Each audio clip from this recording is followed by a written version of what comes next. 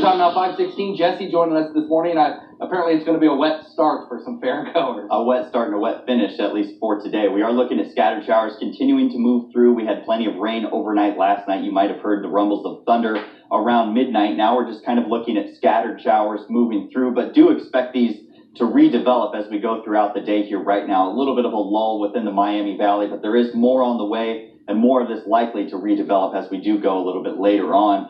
Now, we have to keep an eye on the places towards the south, especially near Lebanon. We've had nearly 3 inches of rain in the past 24 hours. So all of that rain is now soaked into the soil, which makes it difficult for the soil to bring in any more. So if we are to see more of this rain, flash flooding is possible along this line where we've already seen a good amount of precipitation. So keep an eye out for that. Temperatures out there right now relatively mild, around the lower 70s for several, as warm as about 74 degrees in Xenia out there. And it's the places that are cooler like Salina and Richmond near 70 degrees where we have seen some fog beginning to form out there. Visibility down to about 3 miles in both of those places. Throughout the core of the Miami Valley, we're looking at around 5 miles of visibility. So that just indicates that we kind of have a haze in the atmosphere with all of the moisture that's been evaporated from the rain we've already seen, but we're actually inputting more of that from the south as well. For today, the severe outlook remaining towards the southeast of us right now here in Dayton. Most of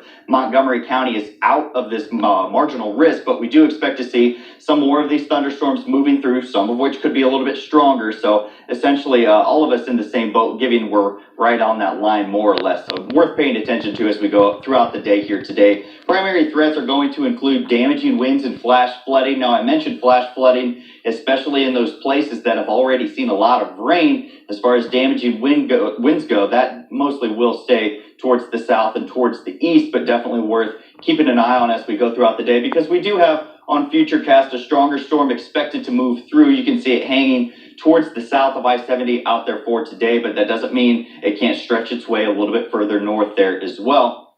As we go throughout the afternoon hours, we'll begin to see some of these pop-up showers and storms begin to develop, beginning to move their way into the region. And this is also where we could see a stronger storm pop up out there as well. So worth paying attention to from noon to about the overnight hours here for today. As far as these storms go, we could see a fairly decent amount of that moving through. Rain chances will be declining as we go into the weekend. Still some lingering showers and storms on Saturday, but we should be drying out as we go into Sunday. Rain returning in full effect essentially by the time we get back to Tuesday. 81 degrees for the high today. Scattered showers and storms moving through. More of that wind from the south moving in the moisture. Overnight tonight, we're looking at 68 lingering showers, still warm and muggy out there. And as we go into the next several days, we will see a drying trend along with a warming trend. Once we get into Monday, temperatures back into about the mid-80s, but cooling back down as we go into Tuesday and Wednesday. Now let's check in with Sergeant Mark with a look at the traffic report. Good morning, Sarge. And Jesse, good morning to you. And we've had a good start to our Friday morning drive. Really haven't come across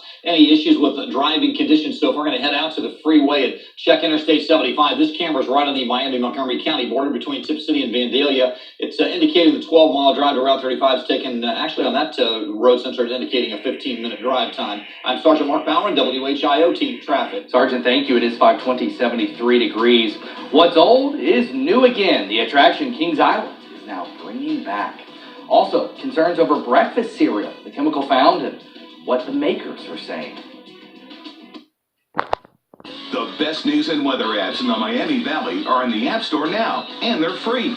The WHIO News and Weather apps. Download for free today. It's clearance time.